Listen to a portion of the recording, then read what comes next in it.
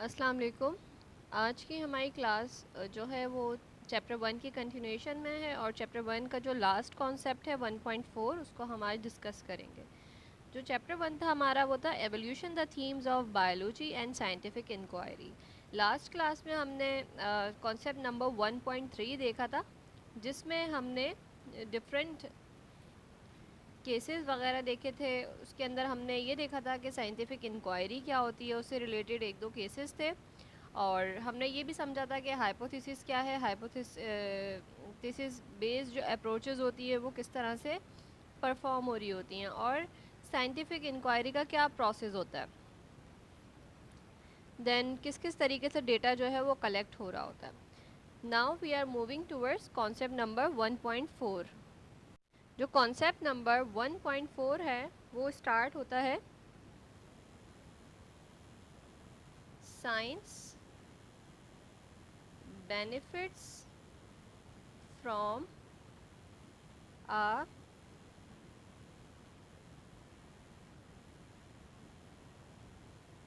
cooperative approach and diverse viewpoints। अब ये है क्या? बेसिकली अगर हम बात करते हैं साइंटिस्ट की, तो जिस तरह से एक नॉर्मली हम लोग कार्टून्स वगैरह या डिफरेंट जगहों पे देखते हैं कि साइंटिस्ट होता क्या है, एक बंदा है, एक वाइट कलर का लैब कोट पहना हुआ है, अकेला एक जगह पे एक लैब में बैठ के काम कर रहा है। ठीक है, तो यूजुअली लोगों का कॉन्सेप्ट में यही है कि साइंटिस्ट कोई इस तरह का बंदा होता है जो कि बिल्कुल लॉनली काम करना पसंद करता है, जबकि हकीकत कुछ इसके बरक्स है। साइंटिस्ट क्या करते हैं? साइंटिस्ट बेसिकली टीम वर्क कर रहे होते हैं। ठीक है, टीम वर्क करते हैं और इसके अलावा वो गुड कम्युनिकेटर्स भी होते हैं। ठीक है, because research results have no impact until shared with a community of peers through seminars, publication and websites। अब एक साइंटिस्ट ने एक रिसर्च परफॉर्म की, उसको आगे उसको पब्लिश भी करना पड़ता है। अब पब्लिश करने के लिए या फिर लोगों के पास उसको पहुंचाने के लिए अपनी रिसर्च को, उसके अंदर कम्युनिकेशन स्किल्स भी होती हैं। ठीक है, तो वो गुड कम्युनिकेटर भी होता है। और क्योंकि जब एक रिसर्च जो है वो साइंटिस्ट पब्लिश करता है, तो वो रिसर्च जो होती है वो वेटेड होती है बाय कॉलीग्स। ठीक है, जो उस साइंटिस्ट के कॉलीग्स होते हैं वो भी उस रिसर्च को जो है वो रिव्यू करते हैं, जिस चीज़ को हम कहते हैं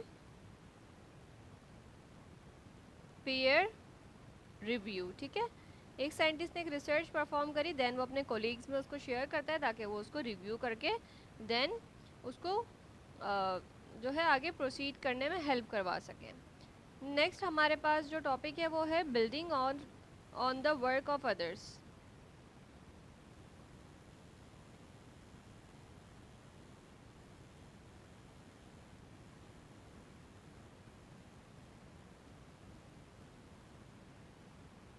ये क्या है? The great scientist Isaac Newton once said. ठीक है, एक कोट है न्यूटन का, वो है क्या? To explain all nature is too difficult.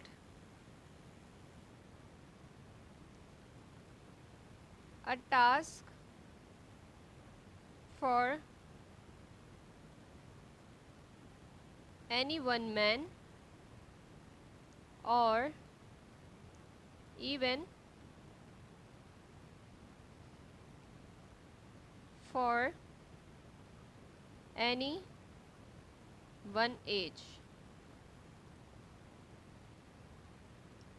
This much better to do a little with certainty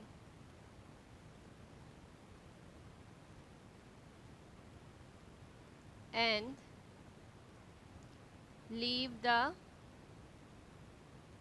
rest for others that come after you। अच्छा जी, अब ये जो Isaac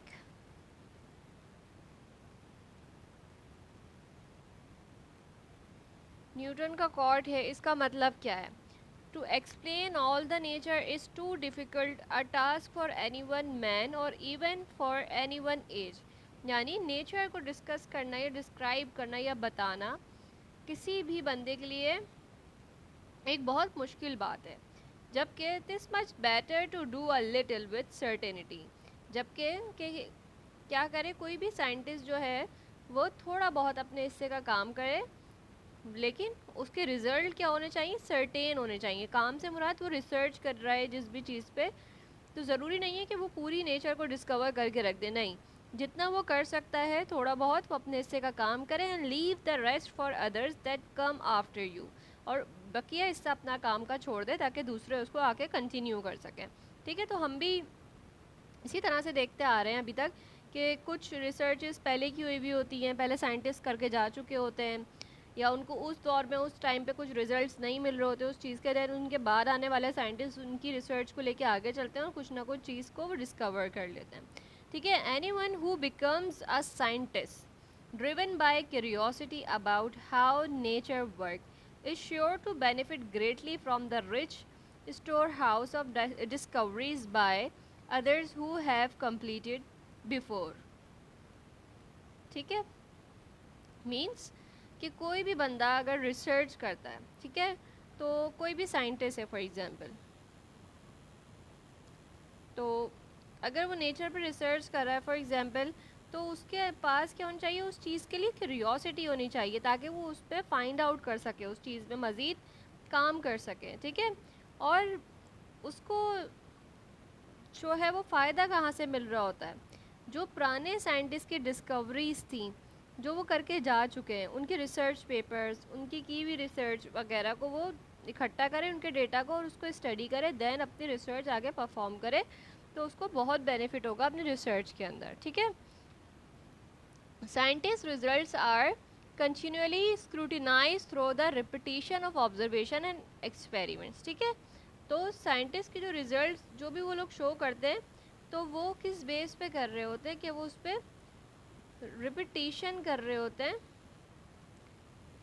of observations and experiments. ठीक है, तो इसी के बाद कोई फाइनल वो किसी थ्योरी या किसी रिजल्ट को, नताइज को जो है वो फिर आगे दे रहे होते हैं। It is not unusual for several scientist to coverage on the same research question. Some scientists enjoy the challenges of being first with an important discovery or key experiment, while others derive more satisfaction from cooperation with fellow scientists work on the same problem। ठीक है, तो कुछ scientist क्या चाहते हैं? वो चाहते हैं कि वो भाई सबसे पहले वही बंदे बने जिन्होंने उस रिसर्च को परफॉर्म किया हो। ठीक है, या फिर उस की एक्सपेरिमेंट को परफॉर्म किया हो। लेकिन कुछ साइंटिस्ट ये चाहते हैं कि जो उनके प्रीवियस साइंटिस्ट गुजर चुके हैं, उन्होंने जो भी चीज़ परफॉर्म की है, कोई भी काम किया है, वो चाहते हैं उनके कॉपरेशन से वो आगे अपने क्वेश्चन या अपनी प्रॉब्लम को जो है वो सॉल्व करें विद अदर साइंटिस्ट। ठीक है, now cooperation is facilitated when scientists use the same organism। अब ये cooperation का जो मैं बात बोल रही हूँ,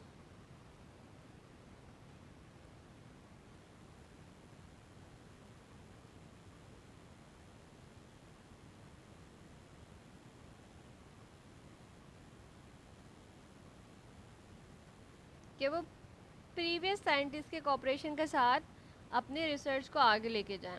अब ये कॉपरेशन वो कब ले सकते हैं? जब वो रिसर्च कर रहे हो सेम चीज़ के ऊपर जो कि प्रीवियस साइंटिस्ट ने की हुई हो।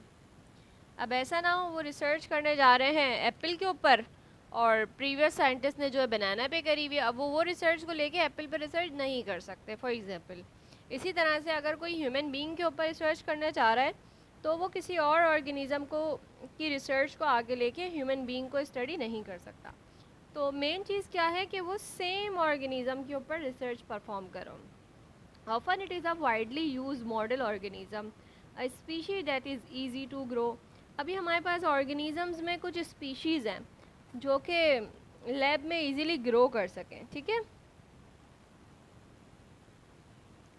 Easy to grow in labs. इसी तरह की स्पीशीज़ को या ऑर्गेनिजम्स को साइंटिस्ट जो है वो यूज़ कर रहे होते हैं ताकि वो लैब में उसे आराम से उसकी ग्रोथ करवा के उस पर स्टडी कर सकें। जैसे genetic study of the fruits of the fruit fly यानी डोर्सोफिलिया melanogaster for example have a tough you us a lot about the how genes works in other species even in humans। ठीक है, जो हमारे पास जो पहली स्टडी हमारे पास perform हुई थी वो जेनेटिक स्टडी हुई थी किस पे, फ्रूट फ्लाइज पे, जिनको जो साइंटिफिक नेम या बायोलॉजिकल नेम इनका होता है डोर्सोफिलिया मेलानोगैस्टर। ठीक है, डोर्सोफिलिया मेलानोगैस्टर हमारे पास हाउस फ्लाइज को कहते हैं जो नॉर्मल फ्रूट्स वगैरह पे बैठ रही होती हैं। इनके ऊपर जो है सबसे फर्स्ट जेनेटिक स्टडी परफॉर्म हुई। अच्छा जी, इनके ऊपर ही क्यों हुई, क्यों इस वजह से इनके ऊपर जेनेटिक स्टडी परफॉर्म हुई because they has 4 pair of chromosomes, जबकि ह्यूमंस के अंदर कितने होते हैं, 23 पेयर्स होते हैं ह्यूमन में।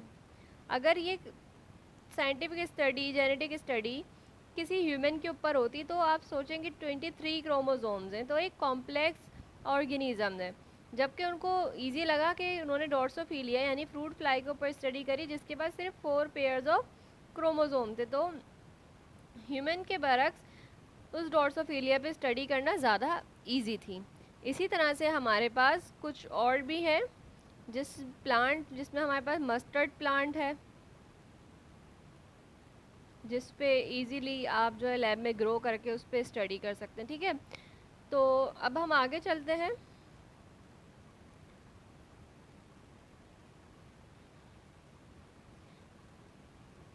Any given problem can be addressed from many perspectives, which in fact complement each other. For example, Hoekstra not only carried out field studies showing that the coat coloration of mice can affect predation rates, but also did lab studies that uncovered at least one genetic mutation that underlines the difference between the beach and inland mouses. हमने एक case study किया था, ठीक है,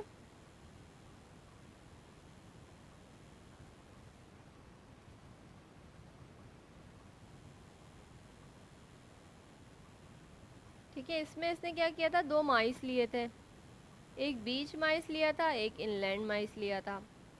ठीक है, तो इसने क्या किया था, उसके ऊपर साइंटिफिक स्टडी परफॉर्म की थी जो हमने अपने प्रीवियस लेक्चर में देखा।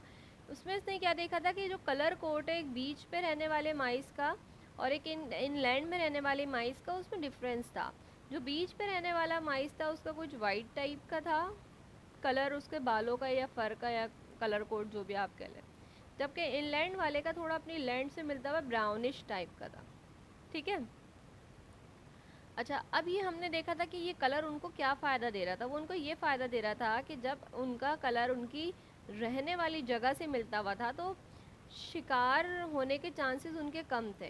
क्यों, क्योंकि वो अपनी मट्टी के जैसे नज़र आ रहे होते थे, तो इजीली शिकारी जो भी थे, कोई आउल वगैरह था या फिर फॉक्सेस थी जो उनको खाती थी पकड़ के, तो वो इजीली उनको शिकार नहीं कर पाती थी क्योंकि वो उनका बिल्कुल जो मैच था वो अपने बैकग्राउंड से था। ठीक है, लेकिन जब उन्होंने साइंटिस्ट ने ये करके देखा कि ब्लैक कलर के ऊपर मल्टीपल कलरफुल ऑर्गेनिज्म रख के देखे तो उन्होंने देखा कि वो बिल्कुल ही अलग से प्रोमिनेंट हो रहे थे, तो उनके शिकार होने के चांसेस ज़्यादा थे।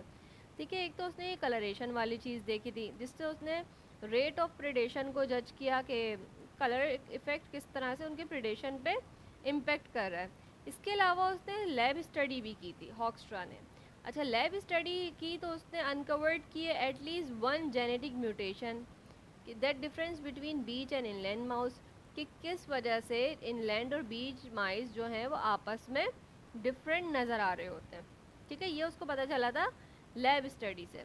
ठीक है, her lab studies biologist specializing in different biological level, allowing link to be made between the evolutionary adaptation. She focuses on the on and their molecular basis in DNA sequences. ठीक है, तो इसने किस चीज़ पे फोकस किया कि बीच माइस और inland माइस के डीएनए सीक्वेंस में किस चीज़ का फ़र्क है जिस वजह से इनके कलरेशन में फ़र्क है।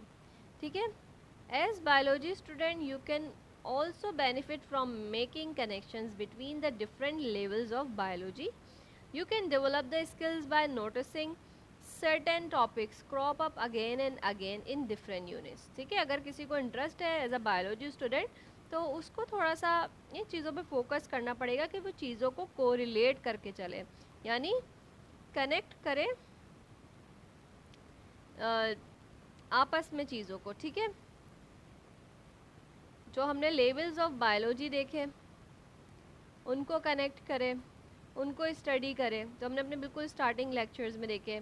उसके अलावा आप ये अपनी स्किल्स कैसे अपने अंदर डेवलप कर सकते हैं कि आप चीज़ों को नोटिस करना शुरू करें या ऑब्ज़र्व करना शुरू करें, तो आपकी जो एक्सपेरिमेंटल हाइपोथेटिकल ऑब्जर्वेशन स्किल्स होंगी ये बढ़ेंगी। ठीक है, नेक्स्ट हमारे पास एक टॉपिक है सिकल सेल का, सिकल सेल डिजीज़। सिकल हम बेसिकली दराती को कहते हैं, जो कि फील्ड वगैरह में यूज़ हो रही होती है, किसान यूज़ करते हैं चीज़ों को काटने के लिए। तो एक डिज़ीज़ होती है जिसमें हमारे जो ब्लड सेल्स होते हैं वो सिकल शेप के हो जाते हैं। ठीक है, a well understood genetic condition that is prevalent among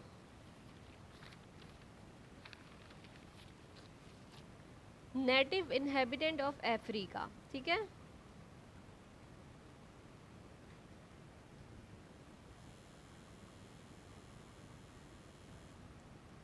and other warm reason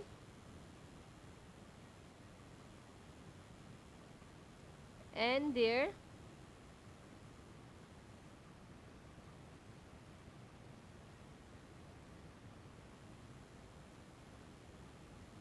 descendant. ठीक है, ये सिकल सेल एनीमिया जो था ये कॉमन था अफ्रीकन्स में या फिर जो लोग वार्म रीजन्स में रहते हैं या उनकी औलादों के अंदर। ठीक है, sickle cell disease will appear in several units of the text. ठीक है, and each time address at a new level. अभी हम देखेंगे। In addition make connection figures out connect in different chapters and make connections questions ask you to make the connections yourself. ठीक है, तो जब इस बुक में सिकल सेल को पढ़ेंगे तो आपको खुद से चीज़ों को कोरिलेट करना पड़ेगा समझने के लिए। अच्छा, नेक्स्ट अभी हम इसको मज़ीद अभी डिस्कस करते हैं आगे सिकल सेल को। इससे पहले हम अपना एक टॉपिक देखते हैं। हमारा टॉपिक है साइंस, टेक्नोलॉजी एंड सोसाइटी। आपको क्या लगता है इनका आपस में क्या कनेक्शन होगा? Science and technology sometimes employ similar inquiries pattern, their basic goals सबके डिफरेंट होते हैं। ठीक है, साइंस और टेक्नोलॉजी की अगर हम बात करें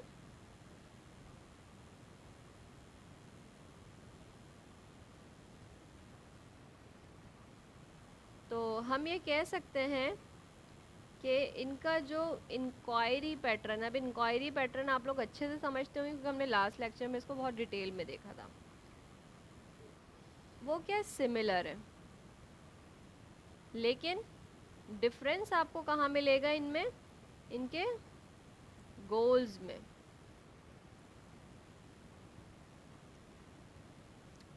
यानी अगर आप किसी चीज़ पे स्टडी करना जा रहे हैं तो आप साइंटिफिक स्टडी हो या टेक्नोलॉजिकल स्टडी हो तो इंक्वायरी पैटर्न तो उसका वही रहेगा।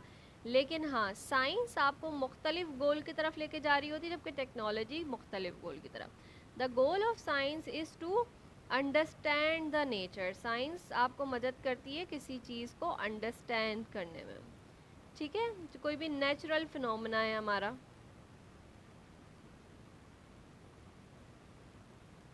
इसको समझने में साइंस आपकी हेल्प करेगी।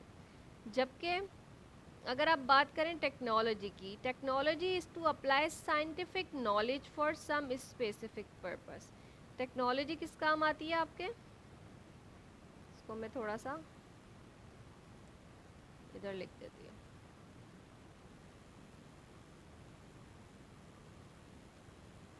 Is use to apply scientific knowledge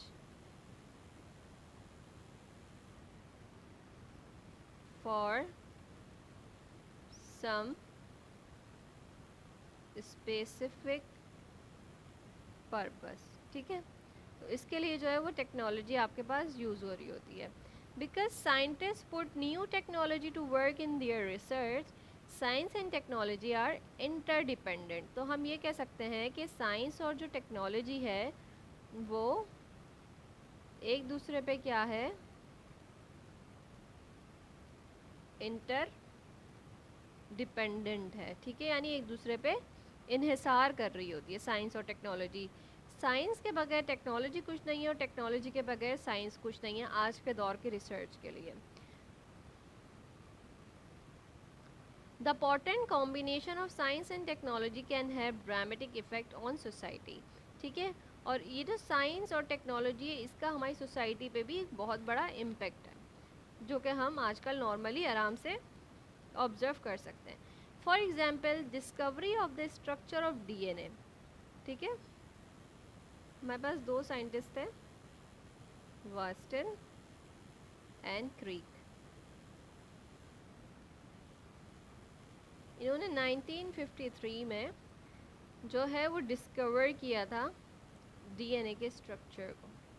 first time ये दो साइंटिस्ट थे जिन्होंने बताया कि डीएनए जो है वो दिखता कैसा है। And subsequent achievement in DNA science lead to the technologies of DNA manipulation that are transforming applied fields, ठीक है।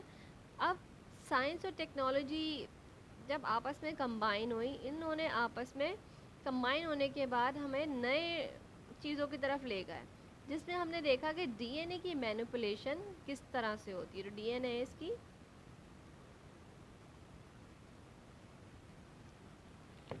किस तरह से होती है, जैसे कि हमारे पास किन किन फील्ड्स में मैनिपुलेशन करके हम डीएनए को यूज़ कर रहे होते हैं, डीएनए में कोई ना कोई चेंजिंग करके हम उसको मेडिसिन्स की फील्ड में भी कुछ मेडिसिनल चीज़ें जो है वो बना रहे होते हैं। एग्रीकल्चर के अंदर हम यूज़ कर रहे होते हैं अपने डीएनए की चेंजेस करने के बाद किसी भी ऑर्गेनिज़म में या बैक्टीरिया वगैरह में फॉर एग्जांपल। इसके अलावा हम फॉरेंसिक में भी इसको यूज़ कर रहे होते हैं कि डीएनए की जो सीक्वेंस होती है उसके अंदर थोड़ा बहुत मैनिपुलेट करके हम न्यू चीज़ उससे फॉर्म करके देन उस पर स्टडीज़ परफॉर्म कर रहे होते हैं, ठीक है। The relation between science and technology in society increase the significance and value of any biological course, okay. Next हमारे पास टॉपिक है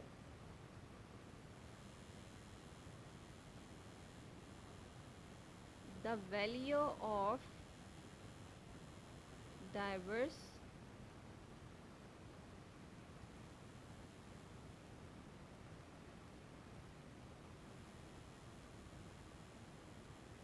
व्यू पॉइंट इन साइंस, ठीक है।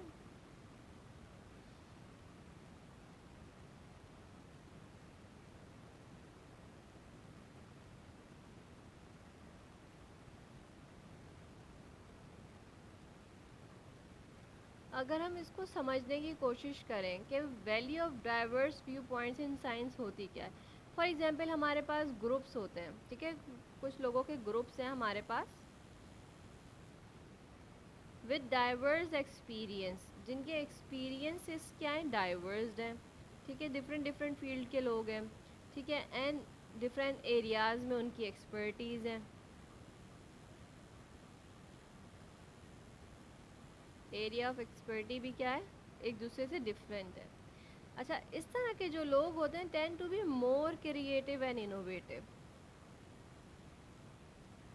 ये ज़्यादा क्रिएटिव भी होते हैं और इनोवेटिव भी होते हैं। उन ग्रुप्स के बरक्स जिसमें एक ही फील्ड के लोग हों, तो ज़ाहिर है जब वो सेम फील्ड से रिलेट करते हैं, उनका माइंड लेवल, उनका थिंकिंग लेवल, हर चीज़ जो होती है बहुत ज़्यादा मिलती जुलती होती है, तो उनमें इतनी डाइवर्सिटी नहीं होती, जिस वजह से उनकी जो थिंकिंग वगैरह होती है वो ज़्यादा क्रिएटिव नहीं होती। जबकि हम डिफरेंट डिफरेंट माइंड लेवल के अगर लोगों का एक ग्रुप बना दें और उनको कोई काम दें, और तो हम ये देखते हैं कि वो लोग जितना क्रिएटिव और इनोवेटिव काम करेंगे, वो लोग जिनका जो सेम माइंड लेवल के लोग होते हैं वो उतना क्रिएटिव काम नहीं कर पाते उनके बरक्स। ठीक है। The printing press which is help spread knowledge to all social classes was invented by the German Johannes Gutenberg around 1440। ठीक है। This invention relied on several innovations from China. जैसे अगर हम बात करें, मैं ये आपको एक ग्रुप स्टडी की बात बता रही हूँ कि डिफरेंट डिफरेंट जो अगर हम लोगों का एक ग्रुप बनाएं तो उसमें एक हमारे पास साइंटिस्ट हैं यहाँ पे, जर्मन जॉनेस ग्यूटेनबर्ग। इन्होंने क्या किया था, 1440 में एक स्टडी की। This invention relied on several innovations. इन्होंने क्या किया, डिफरेंट डिफरेंट जगहों के इनोवेशन रिलाई करी, चाइना की। इसके अलावा इसमें चाइना ने क्या किया था कि इंक्लूडिंग पेपर एंड इंक।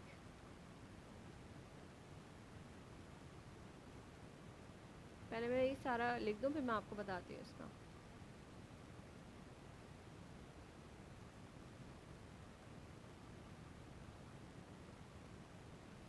ये जो हमारे साइंटिस्ट थे ना, इन्होंने बेसिकली इन्वेंट किया था प्रिंटिंग प्रेस।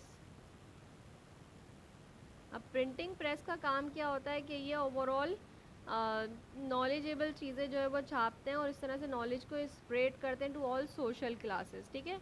तो ये हर क्लास का बंदा जो है वो इसको प्रिंटिंग प्रेस की चीज़ें, अखबार वगैरह, न्यूज़पेपर्स कह लें, वो पढ़ रहा होता है। ठीक है। अच्छा जी, अब जैसे फॉर एग्जांपल इन्होंने क्या किया, इनोवेशन स्टार्ट की अपनी चाइना से। चाइना में इन्होंने पेपर और इंक की इंक्लूडिंग थी। ठीक है। जबकि paper travelled along the trade routes from China to Baghdad. अब ये जो पेपर था चाइना से, ये चाइना से कहाँ गया, बगदाद भी गया। Where technology was develop for its mass production. अब बगदाद में मास प्रोडक्शन होने लगी इसकी, पेपर की। ठीक है। क्योंकि बगदाद के में क्या थी, इस तरह की टेक्नोलॉजी थी जो कि उसकी मास प्रोडक्शन करने में हेल्प कर रही थी उस पेपर्स की। This technology then migrated to Europe. अब ये जो टेक्नोलॉजी थी मास प्रोडक्शन वाली, ये कहाँ गई, यूरोप गई।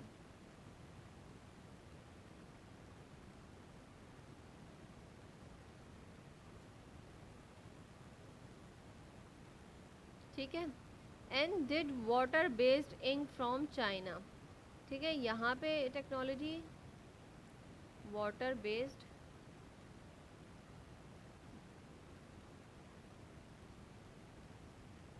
विच was modified by Gutenberg to become oil based. अब ग्यूटेनबर्ग ने इस पर काम किया और इस इंक को क्या बनाया, ऑयल बेस्ड बनाया।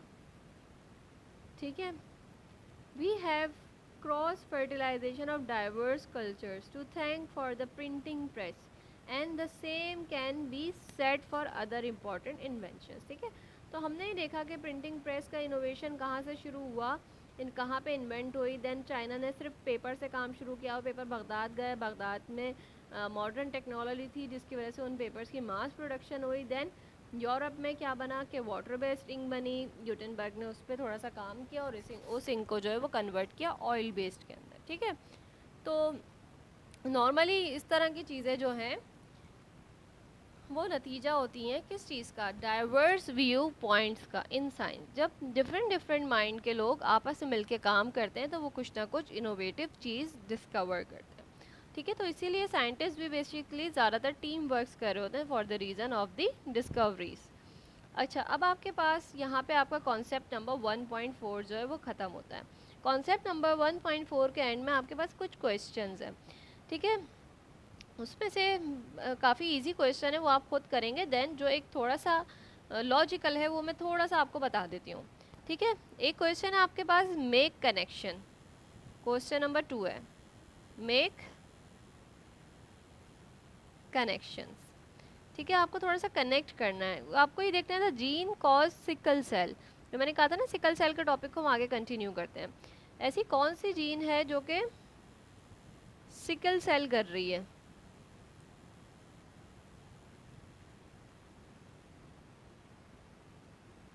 जो डिजीज थी सिकल सेल की वो कर रही है। Is present in a higher percentages, इस जीन की परसेंटेज जो बहुत हाई है, कहाँ पे? अफ्रीकन्स में, ठीक है। जबकि अगर आप यूएस के लोगों की बात करें तो उसमें आपको इतनी नहीं दिखेगी।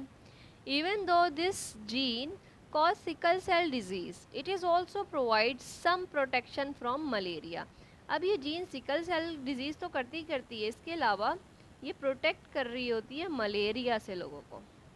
जिनके अंदर ये जीन पाई जाएगी तो उनको इजीली मलेरिया नहीं हो सकता, जो कि उस टाइम पे अफ्रीका के अंदर एक बड़ी डिजीज़ होती थी, बहुत ही तेज़ी से फैलने वाली वबा थी मलेरिया, ठीक है। But absent in the US, लेकिन ये मलेरिया की वबा यूएस में नहीं थी।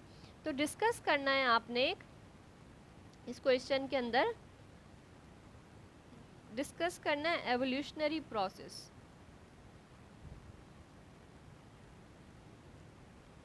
एवोल्यूशनरी प्रोसेस डिस्कवर करना है that could account for the different percentage of sickle cell genes among residents of the two region, ठीक है। तो किस तरह से उन्होंने एवोल्यूशनरी प्रोसेस के ज़रिए से ये दोनों, आप बात करें यूएस की या अफ्रीकन्स की, ठीक है, इनके अंदर इस जीन का रेशो जो है वो क्यों कम और ज़्यादा है। अच्छा, इसका थोड़ा आंसर मैं आपको बताना चाहूँगी।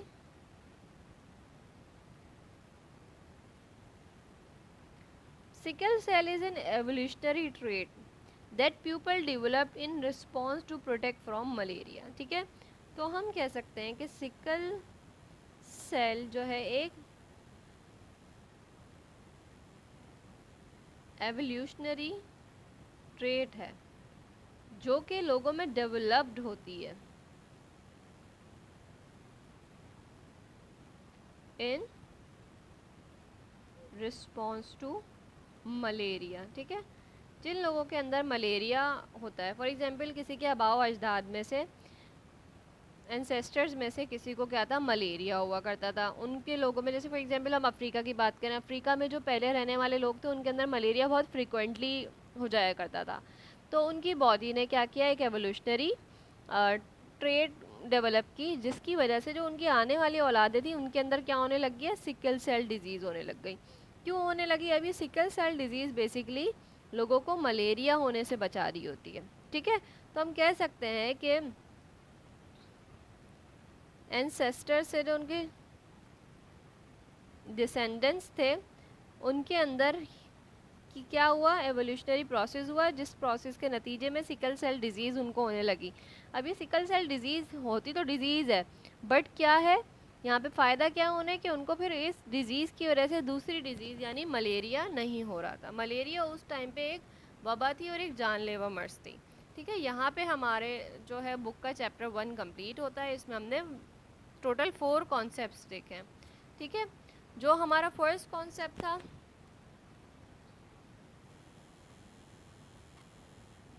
कॉन्सेप्ट 1.1, वो बेसिकली हमारे पास स्टडी ऑफ लाइफ था, यूनिफाइंग थीम्स देखी थी जिसमें हमने लाइफ की, ठीक है। कॉन्सेप्ट नंबर 1.2 क्या था हमारा, जिसमें हमने कोर थीम्स देखी थी, ठीक है, कि किस वजह से यूनिटी एंड डाइवर्सिटी होती है लाइफ के अंदर। देन हमारे पास कॉन्सेप्ट नंबर 1.3 था। 1.3 कॉन्सेप्ट में हमारे पास क्या था, बेसिकली हमारे पास में थी, हमने इसमें नेचर को स्टडी किया, साइंटिस्ट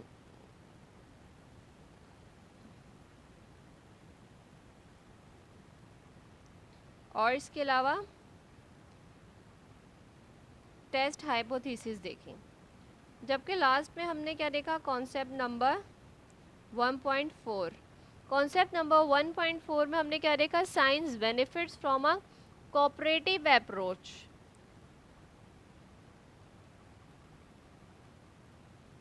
कोऑपरेटिव अप्रोच का क्या फ़ायदा है, एंड इसके अलावा डाइवर्स पॉइंट ऑफ व्यू को डिस्कस किया। ठीक है, तो यहाँ पे हमारा चैप्टर 1 कंप्लीट होता है। इससे रिलेट बहुत ही आसान, इसके अंदर जो है थोड़े से एमसीक्यूज टाइप चीज़ें हैं, थोड़ी सी एनालाइजिंग वाली चीज़ें हैं, तो वो आप इसको खुद से जो है फर्स्ट करें। देन आपको अगर नहीं समझ आता, आप मुझे क्वेश्चन करें, आप मुझे इसका टेक्स्ट कर दिएगा, इंशाल्लाह मैं आपको जो है उस पर रिस्पॉन्स करूँगी। जब आप इस चैप्टर को पूरा थॉरोली पढ़ेंगे ना, तो इंशाल्लाह आपके खुद ही कॉन्सेप्ट जो है बहुत क्लियर हो जाएंगे इन द एंड। ठीक है, और जो मैं कह रही हूँ ना, टेस्ट योर अंडरस्टैंडिंग वाला जो पार्ट है आपका इस चैप्टर का, वो बेसिकली बहुत रिमेंबरिंग एंड अंडरस्टैंडिंग वाली बहुत इजी सी उसमें चीज़ है। तो वो पहले आप खुद से देखिए, नहीं समझ आता तो इंशाल्लाह हम उसको नेक्स्ट क्लास में जो है वो डिस्कस करते हैं। टिल देन टेक केयर, अल्लाह हाफिज़।